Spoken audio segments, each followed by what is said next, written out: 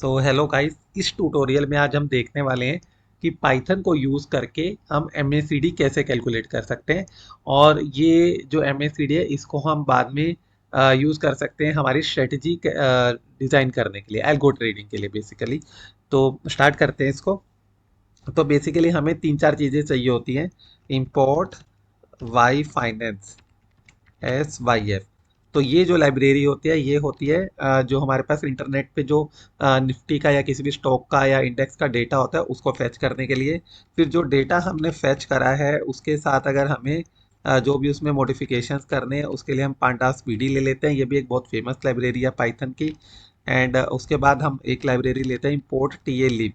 तो ये होता है टेक्निकल इंडिकेटर्स की एक लाइब्रेरी है जिसके अंदर एबीसीडी जो है पहले से ही इसका कोड लिखा हुआ है, तो हमें सिर्फ वन लाइन की कमांड देनी पड़ती है। अगर हम टीएलिब यूज़ नहीं करेंगे तो और डायरेक्ट हम कैलकुलेट करते हैं तो उसके लिए उसकी वजह से क्या होगा, हमारा कोड जो है काफ़ी लेंदी हो जाएगा।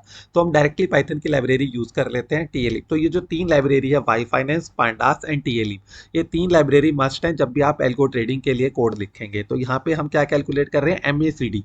कैसे एमएसीडी हम कैलकुलेट कर सकते हैं पाइथन में यूजिंग दीज थ्री लाइब्रेरीज। तो अभी मैं जो यहाँ पे आपको डेमो देने वाला हूँ उसके लिए हम निफ्टी 50 ले सकते हैं।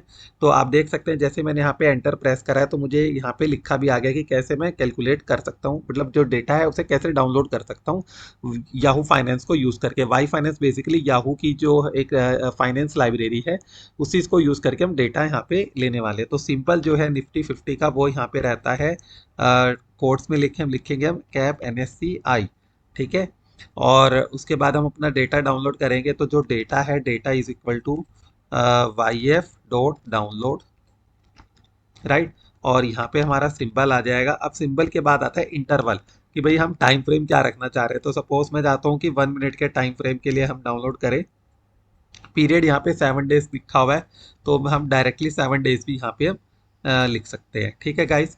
एंड मैंने उसके बाद जो है यहाँ पे मुझे सजेशन में जो ये सॉफ्टवेयर है मेरा, इसने मुझे यहाँ पे दिखाया कि मैं ये डेटा जो है प्रिंट करा के देख लूँ। तो प्रिंट डेटा डॉट हेड जो है वो क्या करेगा, शुरू की जो 5 वैल्यूज़ हैं वो मुझे यहाँ पे डिस्प्ले कर देगा टर्मिनल में, यहाँ नीचे टर्मिनल में डिस्प्ले कर देगा। तो मैं क्या करता हूँ, इस कोड को एग्जीक्यूट करा के देख लेता हूँ कि क्या मुझे यहाँ पे 5 वैल्यूज दिखा जो है डिस्प्ले होती है। तो पाइथन -m, एंड जो मेरा ये फाइल है इसका नाम है tutorial1।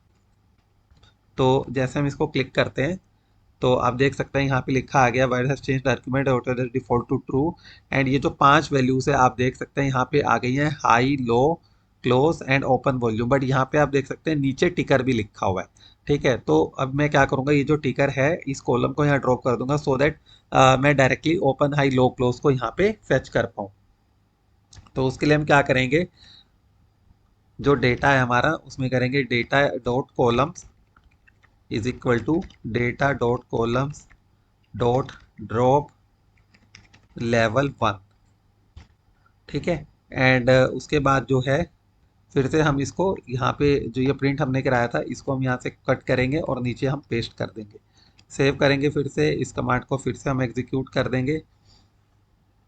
एंड आप देख सकते हैं यहाँ पे पहले जो निफ्टी कैप NSCI लिखा आ रहा था ऊपर, अब देखते हैं ये वाला जो लाइन था ये यहाँ से जा चुका है कैप NSCI। अब क्लोज, हाई, लो, ओपन यहाँ पे हमारे पास प्रेजेंट है। Right guys. तो अब हमें क्या करना है, इसको यूज़ करना है हमें प्रिंट कराने के लिए कि एमएसीडी की जो लेटेस्ट वैल्यूज़ हैं उसके लिए, या मैं चाहूँ कि सारी वैल्यूज़ हैं यहाँ पे जो मेरा ओपन, हाई, लो, क्लोजेस के साथ में मेरे पास एमएसीडी भी आ जाए तो उसके लिए भी हम यूज़ कर सकते हैं। तो अब हम चलते हैं एमएसीडी के डॉक्यूमेंटेशन पे। आप देख सकते हैं टीएल मैंने यहाँ पे खोल रखा है। एंड एमएसीडी जो है वो मोमेंटम इंडिकेटर्स के अंदर आता है। तो आप देख सकते हैं यहाँ लिखा हुआ है MACD moving average convergence divergence. ठीक है। तो ये जो है एमएसीडी यहाँ लिखा है तो मैं क्या करने वाला हूँ, यहाँ पे मोमेंटम इंडिकेटर्स पे क्लिक कर देंगे। जैसे ही मोमेंटम इंडिकेटर्स पे क्लिक करेंगे तो हम चले जाते हैं नीचे। ये हमारे पास जो है कमांड यहाँ पे लिखी हुई है, इसको हम कॉपी कर लेंगे।